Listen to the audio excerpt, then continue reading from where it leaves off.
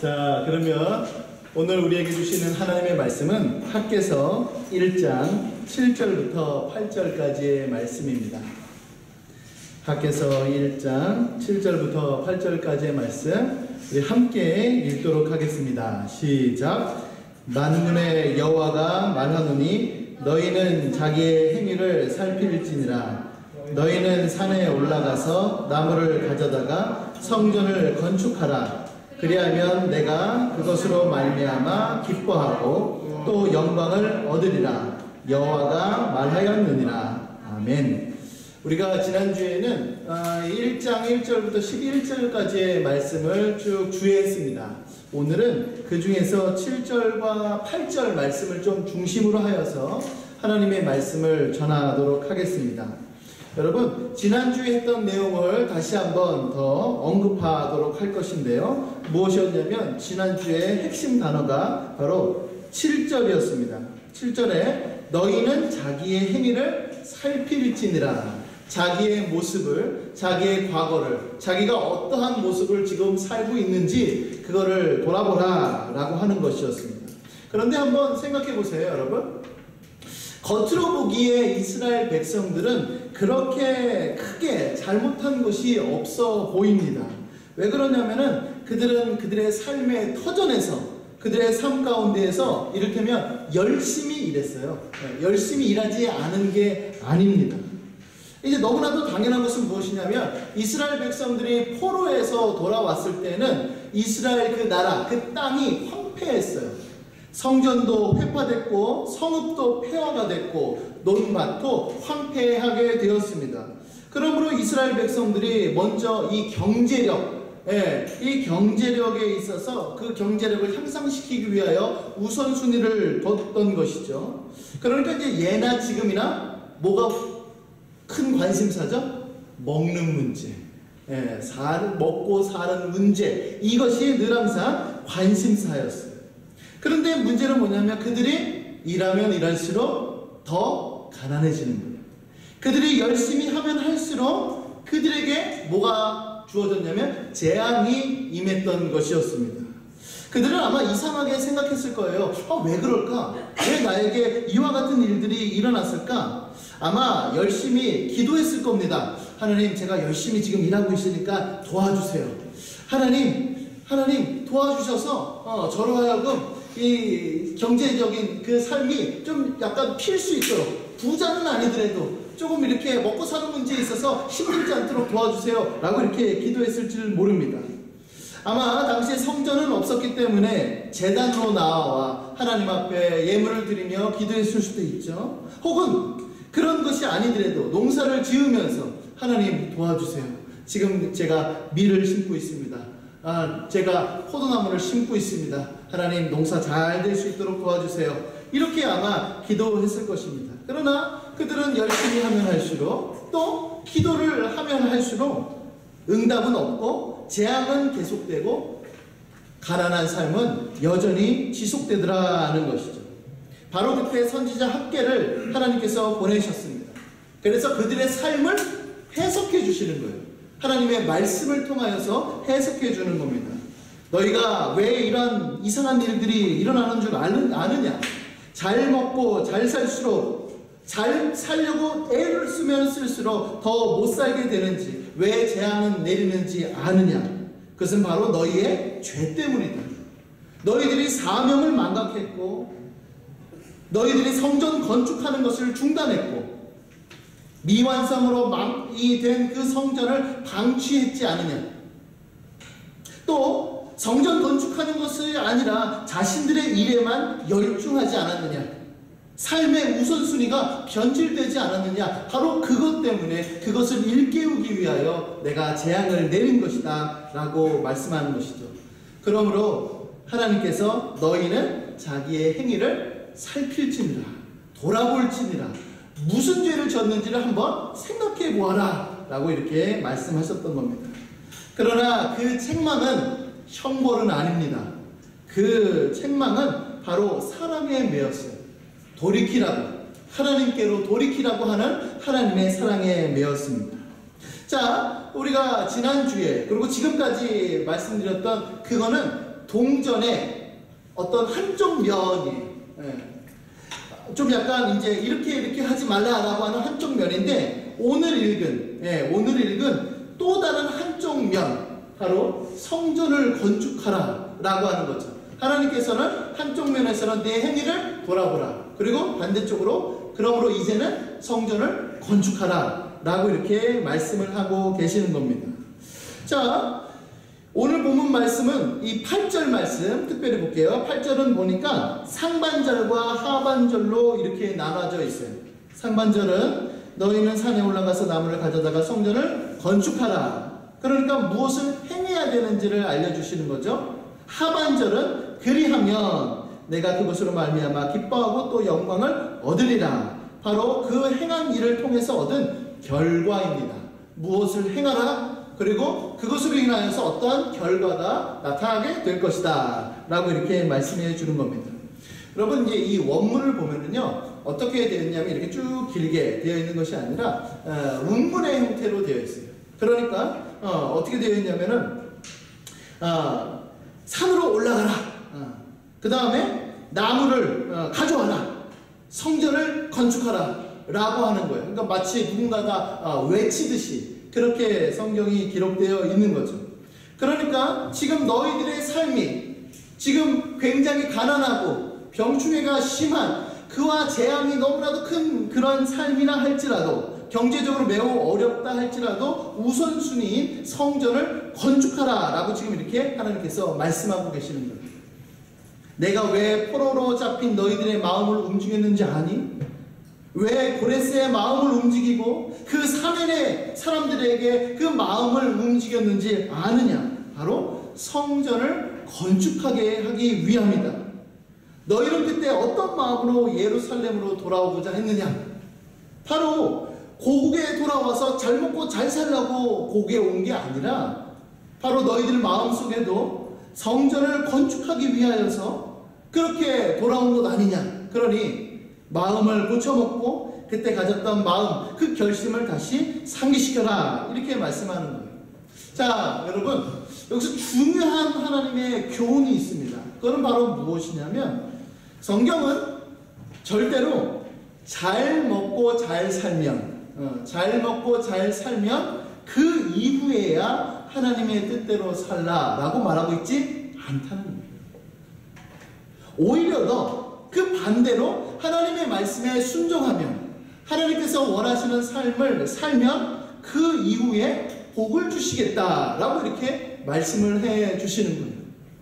왜 그러냐면 하나님께서는 우리와 달리 다른 걱정을 하고 계세요.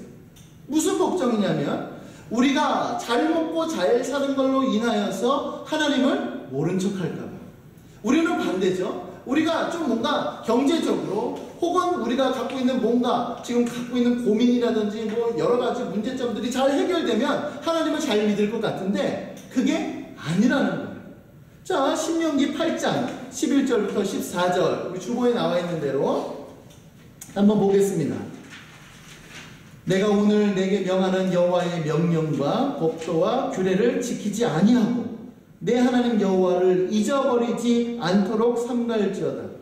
내가 먹어서 배부르고 아름다운 집을 짓고 거주하게 되며 또 내 소와 양이 번성하며 내 은금이 증식되며 내 소유가 다 풍부하게 될 때에 내 마음이 교만하여 내 하나님 여호와를 잊어버릴까 염려하노라. 이렇게 되어 있는 거예요. 그러니까 우리가 생각하는 거랑 완전히 다르죠. 자, 신명기 8장 17절부터 18절까지의 말씀 우리 한번 같이 읽어보도록 하겠습니다. 자, 시작. 그러나 내가 마음에 이르기를 내 능력과 내 손의 힘으로 내가 이 재물을 얻었다 말할 것이다. 내 하나님 여호와를 기억하라. 그가 내게 재물 얻을 능력을 주셨습니다. 네, 그러니까 하나님은 너희들이 정말로 풍부해지면, 물질이 풍부해지면은 하나님을 잊어버릴까 하나님은 염려가 되시는 거예요. 그리고 마음속에 그렇지, 내가 잘났지, 내가 열심히 했으니까 이렇게 재물이 들어오는 거지 라고 생각할까봐 하나님께서는 걱정하시는 거예요. 그러니까 우리의 삶의 우선순위가 하나님으로 먼저 시작되어야 된다라고 하는 거죠. 그러므로 예수님께서도 무엇을 먹을까, 무엇을 마실까, 무엇을 입을까 염려하는 사람들에게 이렇게 말씀하셨습니다. 마태복음 6장 33절 말씀, 이것도 한번 읽어볼게요. 같이. 자, 시작. 그런즉 너희는 먼저 그의 나라와 그의 의를 구하라. 그리하면 이 모든 것을 너희에게 더하시리라. 네, 이겁니다. 먼저 하나님의 나라와 하나님의 의를 구하는 것이 먼저예요. 신앙생활의 우선순위가 먼저 하나님이, 그 다음에 이와 같은 것들을 붙여주시겠다 하나님께서 약속을 해주시는 것이죠. 그러므로 하나님께서 그들에게, 지금 이스라엘 백성들에게 지금 현재의 상황, 가난한 삶, 재앙이 있는 삶, 어려운 삶을 뒤로하고 먼저 하나님께서 주신 그 명령, 아예 사명, 성전을 건축하라 라고 하는 그 말씀을 하나님께서 주신 것입니다. 자, 그러면 성전을 건축하라 라고 하는 이 말씀의 의미가 과연 무엇일까? 우리가 이거를 살펴볼 텐데, 성전 건축의 의미예요. 두 가지로 해석이 될 수가 있는데, 하나는 그 당시의 관점에서 우리가 생각해야 되고, 또 하나는 구속사적인 관점에서 우리가 좀 생각을 해볼 필요가 있습니다. 자, 첫 번째로는 바로 그 시대의 관점에서 생각을 해야 돼요. 여러분, 하나님은 어디에 계십니까? 어디에 계시죠? 어디에 계세요? 자, 이거 잘 대답해봐요. 어디에 계시죠? 하나님은? 왜 이렇게 자신이 없어요? 네. 하나님은 어디에 계세요? 하나님은 어디에나 계세요. 이겁니다. 네. 하늘에 계신다? 그거 말도 맞고, 마음에 계신다? 그 말도 맞지만, 하나님은 어디에나 계세요. 예. 하나님이 안 계신 곳이 아무데도 없습니다. 그러므로 하나님께서는 어느 곳에서나 임재해 계실 수도 있어요. 오히려 더 반대로 하늘과 하늘들의 하늘이라도 이 하나님을 담아낼 수 없을 정도로 하나님은 크신 하나님입니다.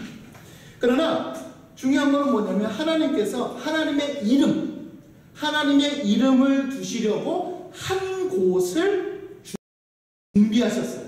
그게 바로 성전이에요.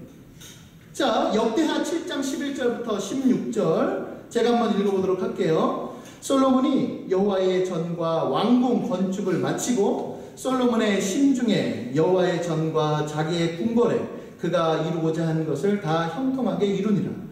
밤에 여호와께서 솔로몬에게 나타나사 그에게 이르시되, 내가 이미 내 기도를 듣고 이곳을 택하여 내게 제사하는 성전을 삼았으니, 혹 내가 하늘을 닫고 비를 내리지 아니하거나, 혹 메뚜기들에게 토산을 먹게 하거나, 혹 전염병이 내 백성 가운데 유행하게 할 때에 내 이름을 일컫는 내 백성이 그들의 악한 길에서 떠나 스스로 낮추고 기도하여 내 얼굴을 찾으면, 내가 하늘에서 듣고 그들의 죄를 사하고 그들의 땅을 고칠지라.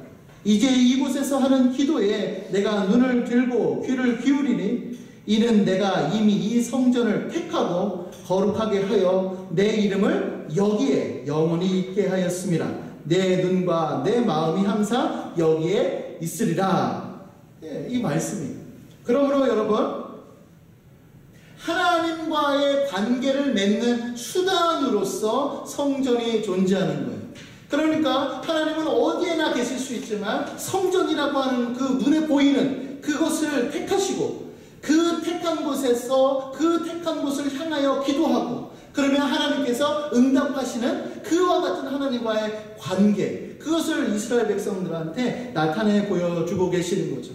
그러니까 이스라엘 백성들은 성전을 건축해서 그 성전 가운데 계시는 하나님께 기도하고, 그 하나님께 회개하고, 그러므로 인하여서 땅이 고쳐지고 우리의 삶이 변화되는, 그래서 하나님과의 그 관계가 친밀해지는 그것을 하나님께서 원하시기 때문에 하나님께서는 성전을 건축하라 라고 이렇게 말씀해주고 있는 겁니다. 자, 같은 맥락으로 다니엘을 볼 수가 있어요. 자, 주보에 보면 다니엘 6장 10절 말씀에 보면은 다니엘이 그 곤경에 처해져 있었습니다. 그럼에도 불구하고 예루살렘으로 향한 창문을 열고 하나님 앞에 기도하죠. 여러분, 예루살렘을 향해야 돼요? 그럴 필요가 없습니다. 그럼에도 불구하고 하나님께서 정해놓으신 그곳, 그 성전을 향하여서 하는 것, 성전 안에 계신 하나님을 생각하는 그 어떤 수단으로서 하나님께서 성전을 건축하라고 명령하신 거죠. 자, 두 번째는 무엇이냐면 바로 하나님께서 이스라엘 백성들과 함께 하신다라고 하는 사실을 보여주는 어떠한 상징이에요. 자, 출애굽기 28장 8절 말씀 보면 이런 말씀이 있는데 한번 같이 읽어볼게요. 자, 시작. 내가 그들 중에 거할 성소를 그들이 나를 위하여 짓되. 내가, 그러니까 하나님께서 이스라엘 백성 중에 거할 성소예요. 하나님은 어디에나 계시지만은 하나님께서 이스라엘 백성들과 함께 계시는 그곳을 알려주시기 위하여 성소를 지금 지으라고 명령하시는 것이죠. 그것이 이제 솔로몬 이후에는 성전으로 대비된 거고요. 자, 또 하나, 세 번째로는 무엇이냐면 바로 하나님과 이스라엘과 언약 관계가 맺혀진 것, 언약 관계에 들어간 것을 상징하는 의미로서의 성전이에요. 자, 에스겔서 37장 26절부터 28절에 보면 이렇게 말씀합니다.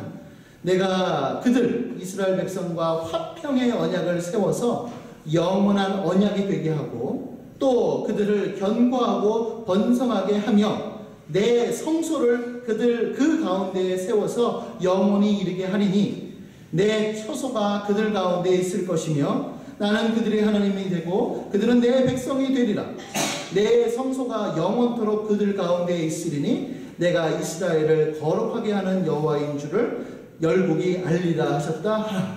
네, 그러니까 하나님께서 이스라엘 백성과 언약을 맺으실 때에 성전을 만드시고 그 성전 가운데 하나님께서 함께 하신다 라고 하는 그 언약 관계에 있어서도 이 성전이 매우 중요합니다. 자, 이와 같은 의미에서 하나님께서는 당시 백성들에게 성전을 건축하라 라고 이렇게 말씀을 하신 거예요. 자, 이제는 두 번째로 구속사적인 관점으로 우리가 성전을 바라볼 필요가 있습니다. 자, 이 구속사적인 관점은 뭐냐면 쉽게 얘기하면 신약의 빛으로, 구약에 나와 있는 것은 마치 그림자와 같아서 우리가 봤을 때 이게 무슨 의미일까 잘 모르는데 신약 성경의 빛으로 구약을 바라보면은 너무나도 분명한 게 드러나게 되어 있어요. 자, 그게 바로 구속사적인 관점인데 바로 무엇이냐면 성전 혹은 성막은 바로 예수 그리스도, 예수님 자체를 의미합니다. 예수님께서 공생애를 처음 시작하실 그때에 6월절에 성전에 들어가셨어요. 그래서 성전에서 막 이것저것 파는 사람들이 많으니까 그 성전을 이제 청결케 하는 그와 같은 행동들을 하셨는데 그러던 중에 이제 유대인들과 논쟁이 벌어진 거예요. 그러면서 이 유대인들이 뭐라고 얘기했냐면 야, 당신이 무엇이간데 성전에서 이와 같이 행패를 보려 이렇게 얘기를 하는 거예요. 그랬더니 예수님께서 뭐라고 말씀하셨냐면 요한복음 2장 18절부터 22절에 이렇게 말씀합니다. 이에 유대인들이 대답하여 예수께 말하기를 내가 이런 일을 행하니 무슨 표적을 우리에게 보이겠느냐. 그렇죠.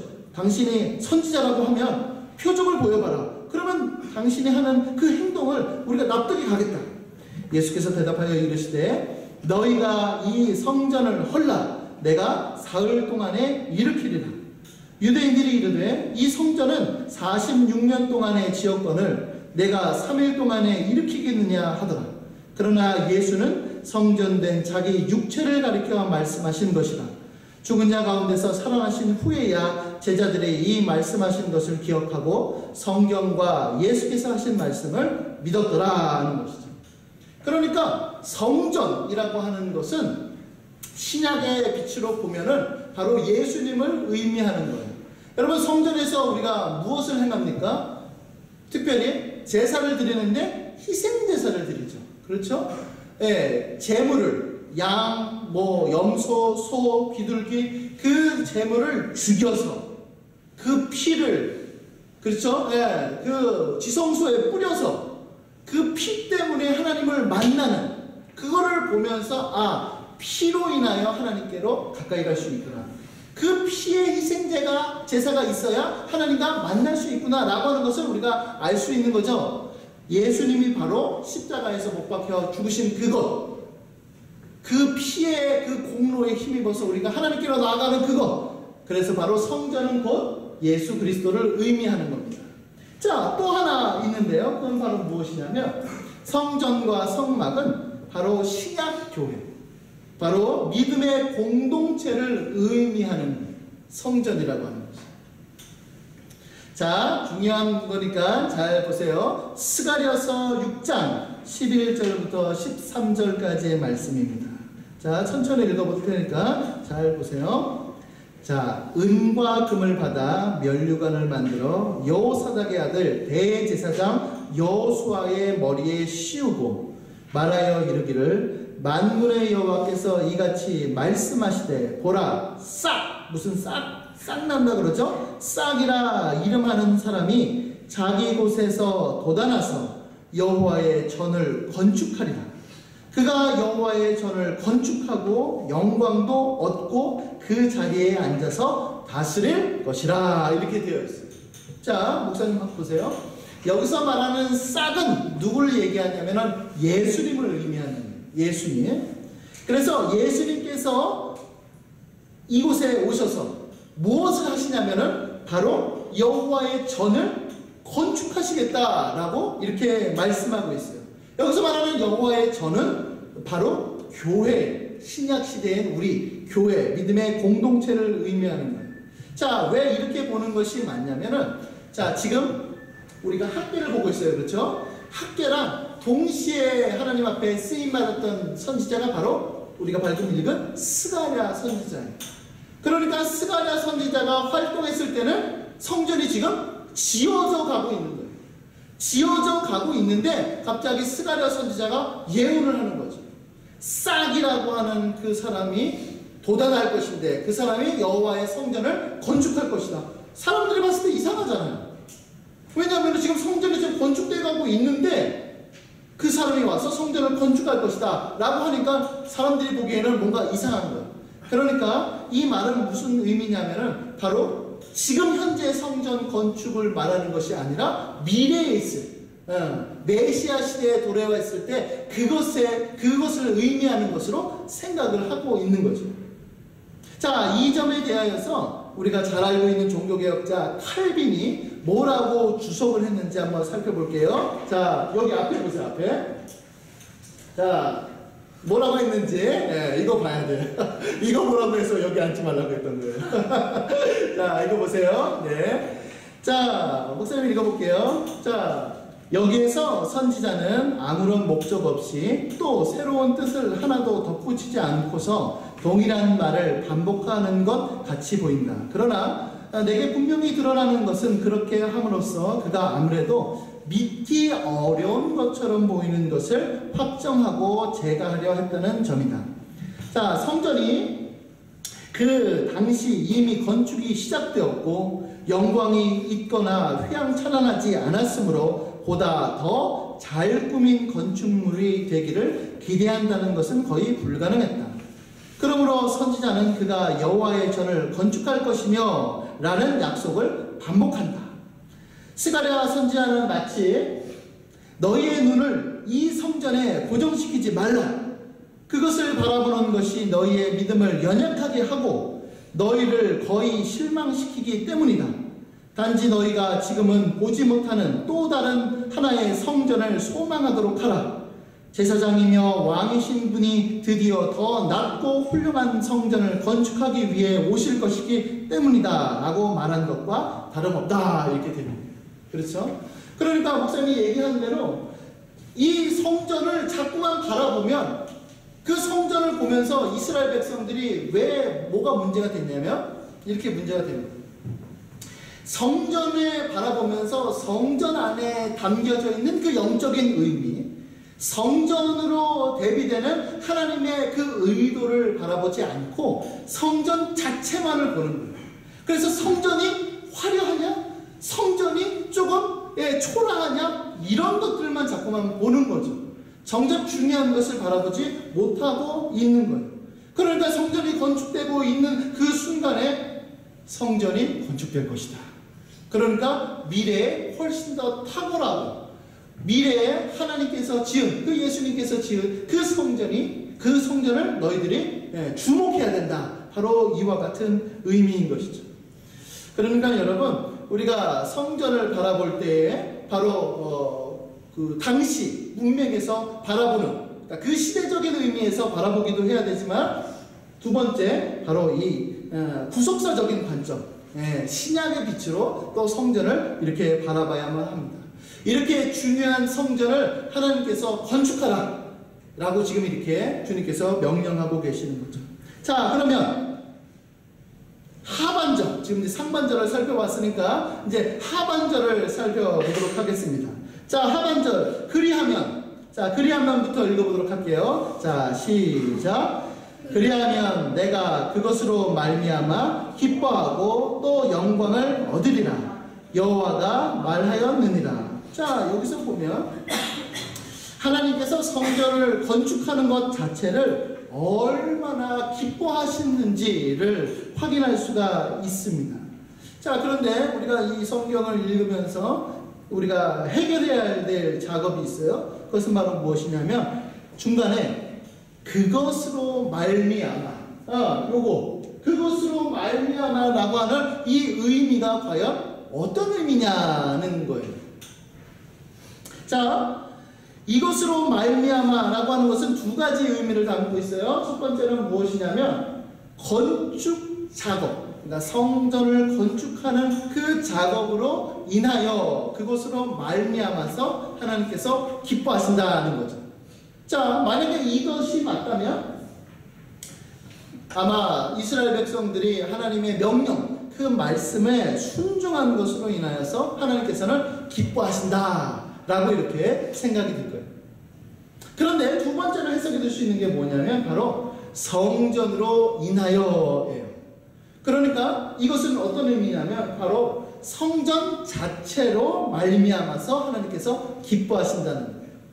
그러니까 두 가지, 그것으로 말미암아서 기뻐하신다라고 할 때는 그것으로 말미암아 이스라엘 백성들이 성전 건축하는 것, 그 말씀에 순종하는 것, 그것으로 하나님께서 기뻐하신다, 그렇게 해석이 될 수도 있고, 아니면 성전이 건축됐어요. 그러면 그 성전 자체를 하나님께서 기뻐하신다라고도 해석이 될 수가 있습니다. 자, 여러분, 둘 중에 어떤 해석을 하든지 간에, 어떤 해석을 우리가 취하든지 간에 중요한 것은 무엇이냐면 성전 자체나 혹은 성전을 건축하는 것, 그거나 하나님께서는 무엇을 기뻐하시냐면 바로 성전 건축하는 것을 하나님께서는 기뻐하신다는 거예요. 그렇죠? 이것이 이제 중요한 겁니다. 자, 이제 중요한 게 뭐냐면 8절을 다시 한번 보세요. 자, 성전을 건축하라. 그리하면 내가 그것으로 말미암아 어떻게 한다고요? 기뻐한다 라고 이렇게 되었어요. 여러분, 굉장히 이 본문 자체가 너무 우리에게 놀라운 어떻게 보면은 신앙인이 아니면은 간파할 수 없는 메시지를 던져줘요. 그것은 바로 무엇이냐면, 잘 보세요. 자, 성전 건축하면 너희들한테 좋다. 성전 건축하면 너희들에게 이익이야. 성전을 건축하면 너희들이 부유하게 될 거야 라고 말하는 것이 아니라 성전을 건축하면 그것으로 말미암아 성전으로 인하여 하나님 내가 기뻐할 거다, 이렇게 말씀하고 있는 거예요.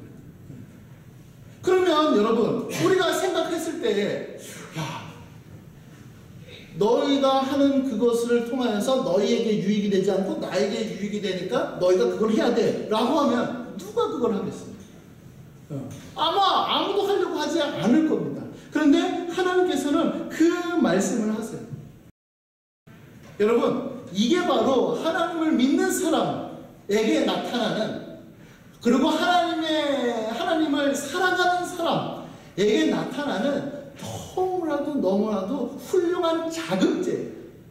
무슨 말이냐면, 타락한 본성을 갖고 있는 우리들은 절대로 나에게 유익이 되지 않으면 그것을 하려고 하지 않아요.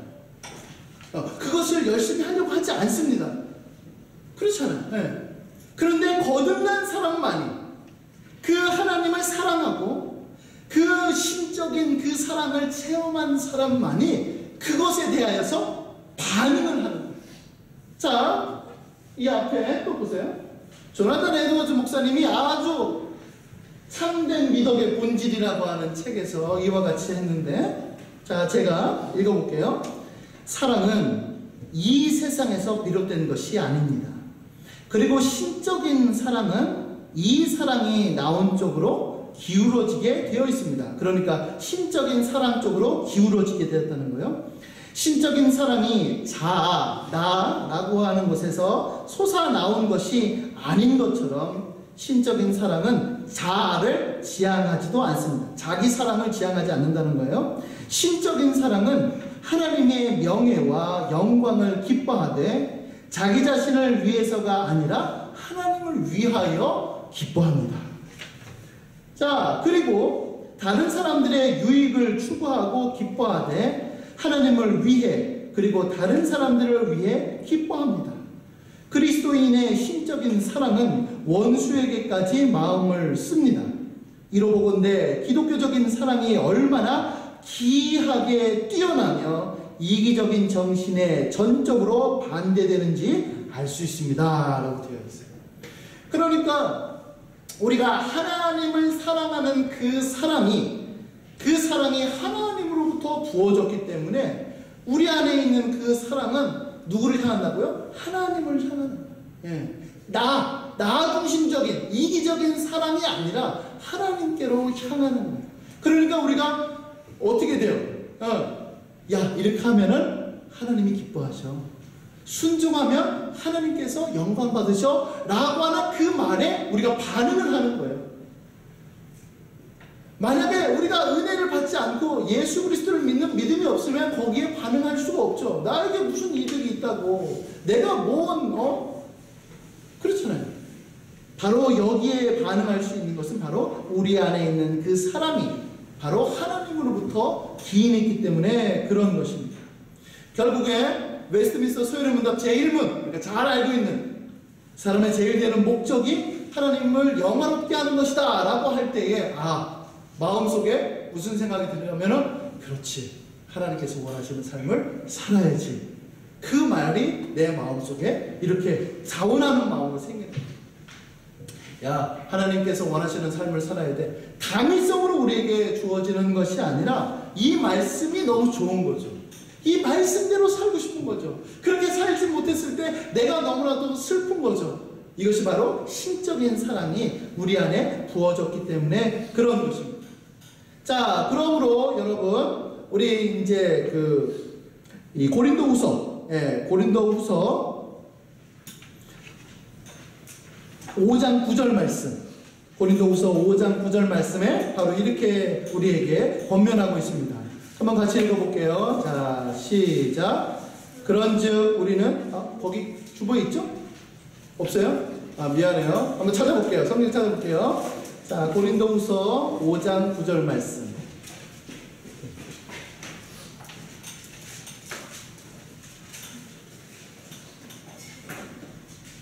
고린도후서 5장 9절 말씀 한번 같이 읽겠습니다. 시작. 그런즉 우리는 몸으로 있든지 떠나든지 주를 기쁘시게 하는 자가 되기를 힘쓰노라. 아멘. 힘쓴다.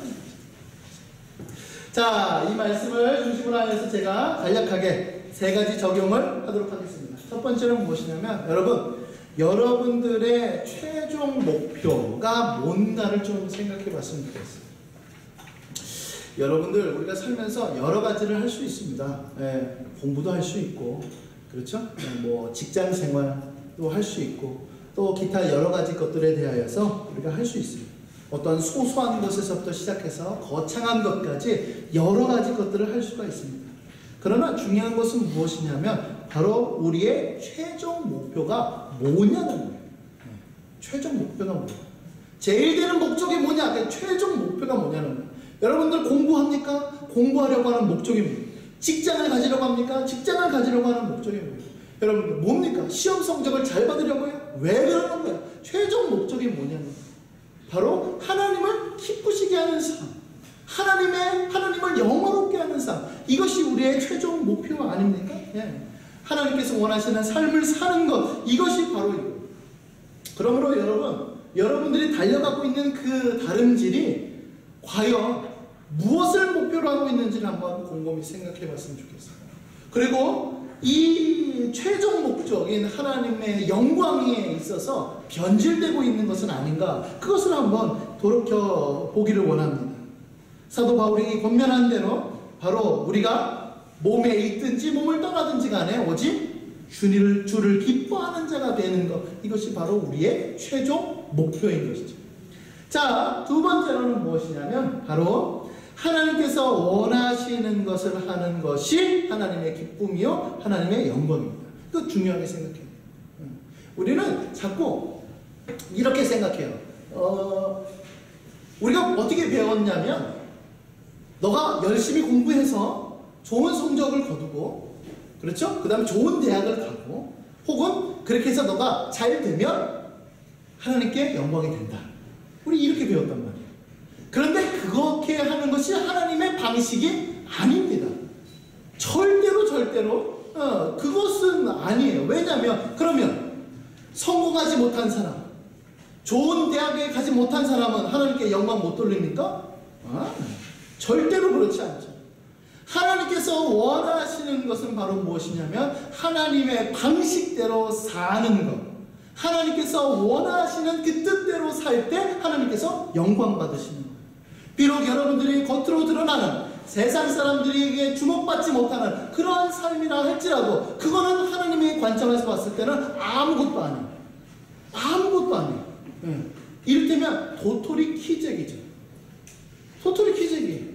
하나님께서 원하시는 것은 무엇이죠? 거룩이죠.